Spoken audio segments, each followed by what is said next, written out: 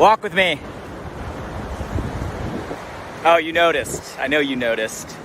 For those of you watching on video, a little different scenery this morning. Instead of the mountain views, went for a little run by the sea. A little longer workout this morning. Beautiful energy, beautiful day. Can you hear the sound of the waves in these things?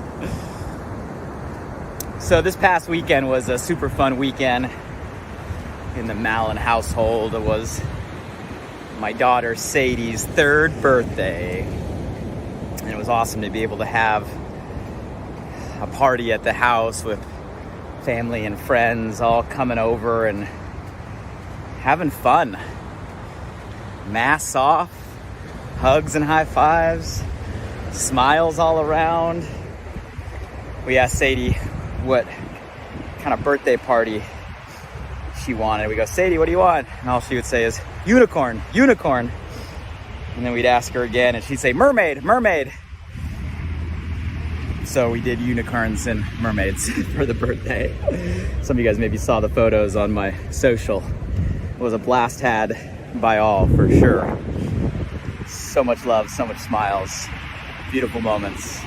But I will say, I saw a bunch of people that I haven't seen in a little while, some close friends, and I had 2, not 1, but 2 people look at me and say, hey Blake, getting a little salt and pepper up in there on the beard. Calling out my gray, my white hair coming in right here. For those of you guys on the video, you can probably see, I got some white, gray hair starting to come in the beard, a little bit in the hair. And it got me thinking a little bit about aging in a positive way. And I want to have a conversation with you all today about not growing older, but growing young. And what does it take to do so? And for many of you that follow, you know that this year was my 40th. So back in February, I celebrated my 40th birthday. Did an awesome podcast episode where I went through all my journals and pulled out my 40 kind of top principles that I've saved, learned, developed, gotten from others, and put them in a list. And it's a really, really, really powerful list, something personal. But if you haven't caught that episode, it's definitely one worth catching. alivebydesign.com, or find the podcast on podcast platforms and go back to 40 principles on my 40th birthday. Got some awesome feedback. It's a good one. But the point of me talking about my 40th is there's something about 40 where, I don't know about you, but for me, I started thinking about aging. And I know there's probably 2 groups of you out there. There's probably some of you guys in your 20s that are like, I feel you on that, 40. And there's probably some of you guys in your 60s. You're like, Blake, what are you talking about? 40s are the best years of your life. And you start to think about it a little bit, right? Because when you turn 40, you're a decade from 50, right? You're as closer to 50 than you are 30. You know, you're halfway to 80, right? These numbers start going through, at least my head. You start thinking about kind of the second half, right? The halftime point, which is funny to say because you never really know where you're at in the timeline, right? I mean, you never really know. Every day is a gift. But these thoughts started going through my mind at kind of the turn of my birthday. And I don't know about you, but when it comes to aging, I don't want to grow old. I want to grow young, and I believe that's possible. What is age to you? What's your paradigm or your perspective or your belief system around age? I'm just curious. I know the obvious is the amount of time, right? We've been on this spinning rock, right? A chronological age we measure in days and months and years. And I think all that obviously is true from one perspective. I think age, though, more than a amount of time, is an energy, right? Age, I think, is an energy. I look at my kids, and if there's one thing I know they have unlimited amounts of, it's insane energy, right? We all look at the next generation and say, man, look at their energy. I remember when I used to have energy. And when we look at our older generation, the thing that lacks is that energy source, right? Is that vitality. I think at the end of the day, an age is an energy, and there's things that we can do to prolong that energy, to preserve that energy, to maintain that energy. I've been actually reading a book called Growing Young, and by reading I mean listening to, and really, really, really profound insights that you wouldn't expect when it comes to the topic of aging, growing young, and the things that have actually been documented to have the greatest impact on extending that vitality source for all of us. And they're totally opposite than what you would probably guess. And that's the conversation I want to have with you all today. And before we dive into that, I want to know who's by my side this morning. Don't be shy. Say hello below. Hello, how are you? Where are you from? What's going on in your life right now? Tell me something good. If you're new to the crew, welcome. We walk together as a global tribe, people from all over the world, live on Wednesdays around this time. You can remember Walk With Me Wednesday, sharing inspired thoughts. And I ask you guys not to hide behind a phone screen, but hey, pretend we're together. We're here. We're in a group. Have a conversation. Give us some input. Ask some questions. Share below in the comments. That adds value to me. Adds value to all of us. And you can catch past conversations on the podcast, Alive by Design, all podcast platforms. Go subscribe so you get the ding ding notification when new episodes come out every Monday. So age. So let me ask you this. If I were to ask you right now, what do you think the biggest factors to aging well are? What comes to mind?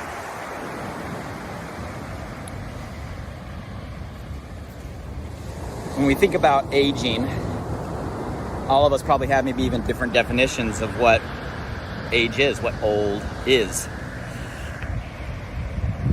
I look at parts of the world, different communities where centenarians, in other words, people that are over 100 years old, are more prevalent. A larger percentage of the population passes 100 years old. And a lot of the studies from the book I was reading really dove into those parts of the world where people seem to extend their lifespan, and not only by years, but quality of life beyond 100. Matter of fact, the oldest person documented or validated in the world was 122. Someone out in France, 122 years old. When asked what the greatest factor was she felt that led to that insane age, she just said, I guess God forgot me, was the feedback. The oldest American, actually, in the US, 115. So people live, right, to be outrageous ages, well beyond the 80, 90, right, into the hundreds. And, you know, depending on your belief system, you may believe there's possibility beyond that. I mean, if you go into a lot of the history books, there's all kinds of myths in different cultures of people centuries ago living to be 900 years old and 800 years old, right? And certain stories. You go to science and you get fascinated by organisms like the hydra, little freshwater hydra, small creatures like a centimeter long that appear to be immortal, as in without any other factors getting in the way, they could live to be thousands of years old. It makes you think about aging in a different way. We got all this advancements in science, right, and technology and studies and so many different things people are pursuing to kind of extend a lifespan. You know, we all have different philosophies on like what is the potential here, but I think most of us would agree that whatever our belief system, whatever science says, whatever the possibility is, we want to maximize our time on this planet in a quality way. And if we were to ask that question, well, what do we need to do so? What are the things that come into your mind, right? A lot of it probably has to do with, well, diet, right? We know that. We're obsessed with what we put into our body. So many different perspectives and opinions of what to take and what not to take, and have some of this, but not too much of this, or if you have none of this, or if you remove this, or, I mean, it seems like every couple years, right, there's different swings in philosophy. And obviously I've been in the nutrition space now for over 2 decades. I've seen a lot of the trends, and it's interesting to see for every group of doctors and nutritionists and scientists that say one thing, there seems to be a group just as big of just as credited doctors, nutritionists, and scientists that say the opposite. And you can always find almost anything to validate any source. Now, I'm not to say I don't think what we put into our body is absolutely important. I do. I believe that. I spend my life in the nutrition space, obviously promoting products as tools, I believe, to help provide ourselves with optimum nutrition, to provide ourselves with a clean energy source. And I believe wholeheartedly in what I use for myself, what I share with my family, what I promote into the world. So I think that's a huge component for sure. Most people would say, well, exercise, obviously, hey, get out and move your body is an important piece, right, to longevity. I'm not going to discredit that. There's probably a long list of don'ts, right? We know there's a long list of don't do that it's going to increase our mortality, but there's a but. The punchline of the book that I've been reading and the studies, long lists of studies on centenarians, people that eclipse over 100 years old, and the top factors, number 1, number 2, number 3 of reducing your mortality rate as measured in studies and documented by people is not what you think. It's actually none of the things that I just mentioned.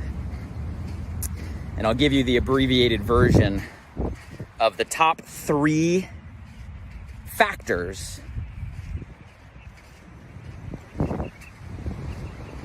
to growing young, extending our time, at least according to these studies.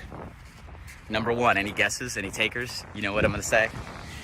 Number 1 factor, having a loving and committed relationship. What? Some studies say that having a loving and committed relationship, a significant other, can reduce your mortality rate by as high as 49%, which is higher than any food factor, diet factor, nutrition factor. It's higher than any exercise factor, physical factor. A loving and committed relationship. Makes you think about your significant other, right? The one you have or the one that's waiting out there for you right now. But if you think about it, it's true. The opposite side of that coin would be loneliness, right? Would be feeling alone, lack of belonging. But the number 1 has to do with our significant other, right? Our spouse, our person we're going to spend our, lifetime with. And I challenge you to think about that if you're in a relationship right now and it's a happy one, it's a healthy one. Maybe a different lens you approach every day to your conversations or your time together is that person right there is the most important person to your quality of lifestyle and your time on this planet. And if you're not in a relationship right now, this isn't me trying to make you feel bad or feel sad. I know the person that's meant for you is out there. And I know that you guys will come in touch. I know sometimes we have to work on ourselves to become the person we want to be first in order to attract the person that's going to love us for who we are. And if you're in that phase of life right now where you're focused on you, right, and strengthening you and overcoming and becoming the best you so you can attract the person that's going to love you, hey, great, that's the season you're in. But know that the number one factor, right, long term is going to be a loving and committed relationship. What's number two? Want to take a guess at number two?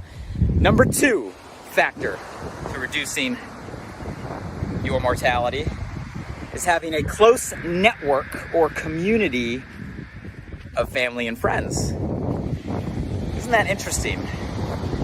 The number two factor, some studies say, increases or decreases your mortality rate by as high as 44%. Has to again do with people, has to do with relationships, has to do with connection of those around us. And I'd actually heard this before in various studies in psychology, the importance of belonging. Guys, we are built to be community oriented. We are tribal creatures, right? We are not lone rangers, lone wolves, right? We are pack animals. And we always have been throughout history. And having a close community that cares, a community that creates a feeling of safety, a community that you know has your back, right? Family and friends around you that you can confide in, that you can share with, that can pick you up when you're down, that can raise you up when you're high, right? Knowing you have that backstop, knowing you have people that really care, people that really give a shit.